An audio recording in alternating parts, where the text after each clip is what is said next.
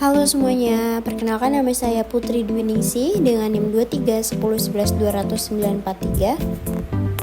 Halo semuanya, saya Gina Amelia dengan NIM 231011201543. Perkenalkan, nama saya Rani Suciawati dengan NIM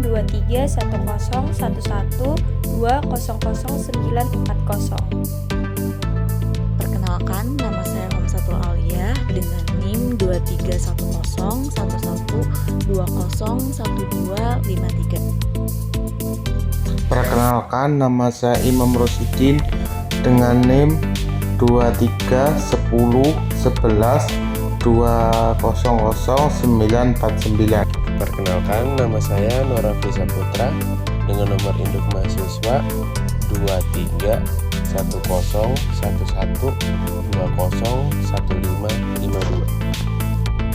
Definisi laporan bisnis. Laporan bisnis adalah penyajian fakta yang logis dan objektif yang diperlukan untuk membuat keputusan dan menyelesaikan masalah. Laporan bisnis atau laporan fakta bisa juga berisi tentang berbagai peristiwa, mutu, kondisi, perkembangan, produk, hasil, dan masalah atau saran pemecahannya. Laporan bisnis menurut para ahli. Herta A. Murphy dan Herbert W. Heidelbrandit dalam buku berjudul Effective Business Communication menjelaskan bahwa definisi laporan bisnis adalah sebagai sebuah laporan yang mempunyai sifat netral atau tidak memihak, mempunyai tujuan jelas, dan sebuah rencana penyajian fakta pada seorang ataupun lebih dalam rangka mencapai tujuan bisnis tertentu.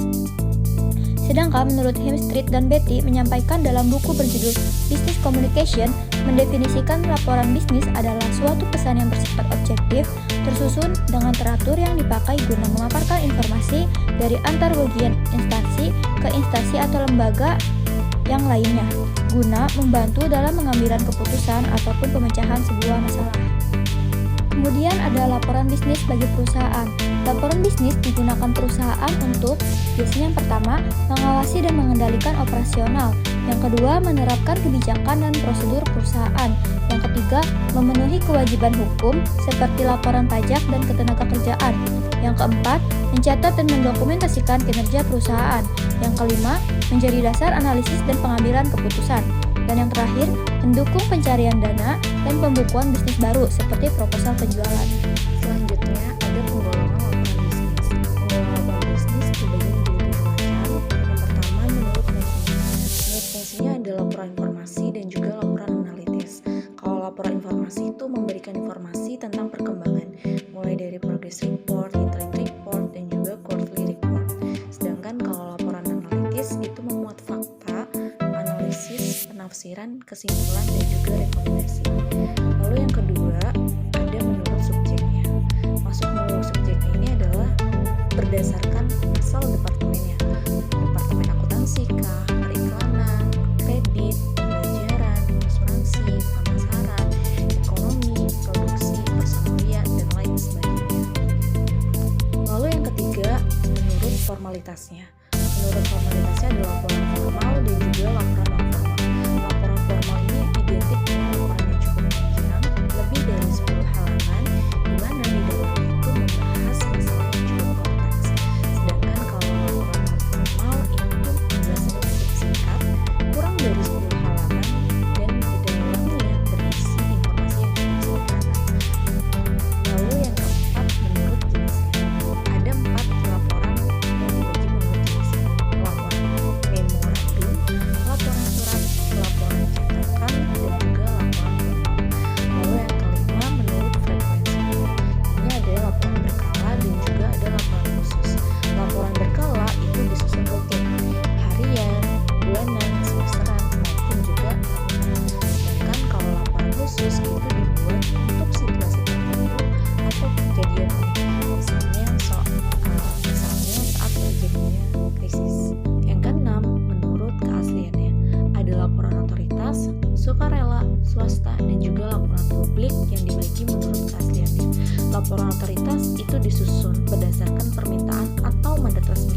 Laporan sukarela disusun atas inisiatif sendiri.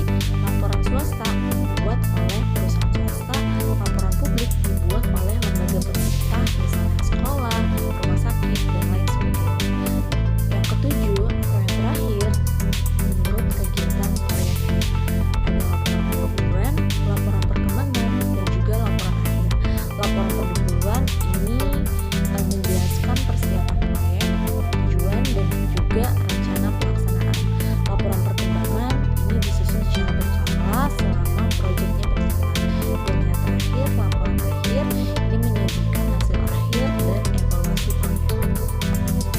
Setelah itu ada persiapan penulisan laporan keuangan. Dalam persiapan yang diperlukan sebelum menulis laporan mencakup paling tidak 4 dari tahapan. Yang pertama itu ada menjelaskan masalah, tujuan, ruang lingkupnya. Yang kedua itu ada mempertimbangkan siapa nanti yang akan menerima laporan. Yang ketiga itu menentukan ide ataupun gagasan. Yang keempat itu ada pengumpulan bahan yang dibutuhkan. Yang kelima itu ada melakukan analisis dan melakukan penafsiran data. Terus yang keenam itu ada melakukan pengorganisasian data dan melakukan persiapan kerangka akhir. Bagian pokok laporan bisnis. Setelah tahapan persiapan selesai dilakukan, tahapan selanjutnya adalah menyusun bagian pokok laporan bisnis yang terdiri dari pendahuluan, isi teks, dan penutup.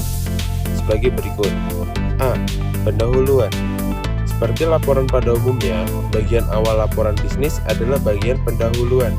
Dalam bagian pendahuluan laporan bisnis terdapat beberapa hal yang perlu diperhatikan. Di antaranya adalah 1. Mempertimbangkan pihak yang membutuhkan laporan atau pemberi kuasa. 2. Menyiapkan layout presentasi yang berisi tentang hal-hal yang akan dibahas. 3. Pokok permasalahan yang dibahas umumnya disampaikan di bagian awal pendahuluan. 4. Tujuan penyusunan laporan bisnis. 5. Ruang lingkup atau batas pembahasan permasalahan dalam laporan. 6. Metodologi yang digunakan dalam mengumpulkan informasi atau data yang diperlukan. 7. Sumber data yang digunakan, apakah berupa data primer atau data sekunder. 8. Latar belakang permasalahan berisi tentang gambaran menyeluruh dan pemahaman yang jelas dari suatu permasalahan yang dibahas. 9. Definisi istilah berisi tentang penjelasan dari istilah yang digunakan dalam pembahasan. 10. Mengutarakan keterbatasan yang ada baik dari segi dana, waktu, tenaga maupun data. 11. Rekomendasi yang diberikan sebagai solusi pemecahan permasalahan yang ada. B. Isi teks. Bagian ini merupakan bagian terpanjang dalam laporan bisnis. Bagian ini berisi tentang pembahasan dan pengembangan hal-hal penting secara rinci guna mencapai tujuan dari penyusunan laporan bisnis. Pembahasan harus mencakup temuan-temuan fakta yang penting dan relevan dengan tujuan laporan bisnis. Terakhir yaitu C. Penutup. Bagian penutup berisi ringkasan, kesimpulan, dan rekomendasi. Kesimpulan harus sesuai dengan isi pembahasan, tidak boleh keluar dari topik. Untuk laporan informasi disebut rangkuman, sedangkan untuk laporan analitis bisa berupa kesimpulan, rekomendasi, atau keduanya. Di bagian ini dirangkum inti pembahasan dan hasil analisis secara objektif. Penulis menegaskan pokok-pokok penting yang sudah dijelaskan sebelumnya. Setelah kesimpulan ditetapkan, penulis menyusun rekomendasi tindakan. Bagian penutup biasanya diberi judul rencana, tindakan, atau proposisi yang memuat rencana kegiatan, anggaran, dan pihak yang bertanggung jawab. Selanjutnya ada organisasi tubuh laporan bisnis. Nah, pada slide ini kita akan membahas tentang bagaimana cara mengorganisasi tubuh laporan bisnis, khususnya mengenai 2 pendekatan dalam menyusun isi laporan, yaitu metode deduktif dan metode induktif. Pertama adalah cara deduktif. Nah, cara ini menyampaikan inti, ide pokok, atau rekomendasi langsung di bagian awal laporan. Kemudian baru dilanjutkan dengan penjelasan yang lebih rinci. Nah, biasanya metode ini digunakan jika laporan ditunjukkan kepada pembaca yang cenderung ingin cepat sampai ke poin utama. Misalnya, untuk eksekutif yang sibuk, pembaca yang ingin mengetahui good news secara langsung, atau pembaca yang ingin segera melihat kesimpulan, sehingga analisis data bisa dilakukan dengan lebih praktis. Jadi, karakter pembaca adalah pembaca yang lebih senang jika esensi laporan dijelaskan dari awal. Yang kedua, ada cara induktif. Nah, ini tuh kebalikannya dengan metode sebelumnya. Pada cara induktif, laporan dimulai dengan pemaparan fakta, data, ataupun penjelasan rinci terlebih dahulu.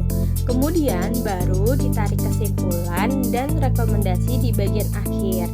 Metode ini tuh cocok jika pembaca ingin memahami konteks secara detail sebelum menerima output utama dari laporan. Biasanya cocok untuk pembaca yang ingin mempelajari keseluruhan isi laporan terlebih dahulu, pembaca yang ingin mengetahui bad news secara bertahap, atau pembaca yang bisa menerima kesimpulan yang mungkin tidak bisa namun perlu didasari oleh data terlebih dahulu. Selanjutnya, pada slide ini kita akan membahas tentang bagaimana sih menyusun teks laporan bisnis. Pada dasarnya, isi laporan dapat disusun dengan berbagai macam pola. Contohnya, berdasarkan topik atau kriteria tertentu, disusun menurut urutan peristiwa, berdasarkan lokasi atau tempat, berdasarkan proses atau prosedur, berdasarkan tingkat kepentingan, urutan alfabet, tingkat familiaritas pembaca, daftar sumber yang digunakan, sampai pada pola pemecahan masalah. Tujuan dari pemilihan pola penyusunan tersebut adalah agar informasi dalam laporan dapat disampaikan dengan sistematis, mudah diikuti, dan tidak membingungkan bagi para pembaca. Dengan menggunakan pola yang tepat, isi laporan menjadi lebih logis, lebih konsisten, dan lebih efektif dalam menyampaikan pesan serta tujuan analisis. Selanjutnya ada skema penggolongan laporan bisnis. Yang pertama itu ada format dan formalitas tinggi. Laporan bisnis untuk pihak ketiga bersifat sangat formal, baik dari segi isi, lampiran, format, maupun tampilan, terutama jika ditunjukkan kepada lembaga penting seperti bank, investor, atau instansi pemerintah. Yang kedua itu ada panjang dan kedalaman isi. Laporan bisnis dapat sangat panjang, bahkan mencapai puluhan hingga ratusan halaman, terutama untuk laporan teknis yang kompleks seperti studi kelayakan proyek besar. Terus yang ketiga itu ada frekuensi penyampaian. Laporan dapat bersifat periodik atau disampaikan secara berkala untuk memantau perkembangan atau sekali saja, misalnya laporan hasil riset dan pemasaran. Yang keempat itu ada berbasis riset dan data. Penyusunan laporan memerlukan proses riset atau pengumpulan data sebagai dasar penyusunan isi laporan agar akurat dan kredibel. Yang kelima itu ada penyusunan secara tim. Laporan biasanya disusun oleh sebuah tim dipimpin oleh seorang ketua. Setiap anggota bertugas menganalisis bagian tertentu, lalu hasil digabungkan sebagai bahan penyusunan pada laporan akhir. Nah, selanjutnya ini ada dua contoh dari laporan bisnis. Yang pertama dari PT Debrina WD. Seperti biasa ini penulisannya ada keterangan nama perusahaan, jalan, nomor telepon ataupun email, disusul dengan tanggal, nomor halaman ataupun nomor surat, dan keterangan perihalnya. Di sini keterangan perihalnya yaitu penawaran jasa pembuatan web. Jadi PT Debrina ini memperkenalkan perusahaannya kepada saudara. Di sini saudara itu calon konsumennya. Kalau PT Debrina ini yaitu perusahaan yang bergerak di bidang jasa pembuatan web. Nah, selain pembuatan web juga dia juga menawarkan desain yang detail, elegan, simple, dan harganya yang terjangkau. Lalu PT Debrina ini juga memberitahukan bahwa untuk bulan depan PT Debrina membuka diskon 10% untuk setiap registrasi awal bulan. Nah, jadi PT Debrina ini berharap semoga PT Debrina dengan calon konsumennya ini bisa bekerja sama dengan baik. Nah, lalu untuk contoh yang kedua ini dari PT Triana. Seperti contoh sebelumnya ada keterangan perusahaan, alamat, nomor telepon, email, disusul dengan tanggal. Lalu di sini perihalnya juga sama ya, tentang penawaran jasa pembuatan website. Nah, jadi PT Triana ini juga memberitahukan kepada calon konsumennya bahwa PT Triana bergerak di bidang pembuatan website profil perusahaan. Jadi PT Triana ini menawarkan pembuatan website toko online untuk suatu lembaga ataupun instansi, dan PT Triana ini juga berharap bahwa mereka bisa bekerja sama dengan calon konsumennya. Selanjutnya itu ada kesimpulan. Dari semua penjelasan itu dapat saya simpulkan bahwa penulisan laporan bisnis merupakan proses penyusunan informasi dan analisis secara sistematis, objektif, dan struktur untuk mencapaikan hasil kerja atau kajian secara profesional. Laporan yang baik tidak hanya memudahkan pembaca memahami isi, tetapi juga menjadi dasar penting dalam pengambilan keputusan dan evaluasi kinerja perusahaan.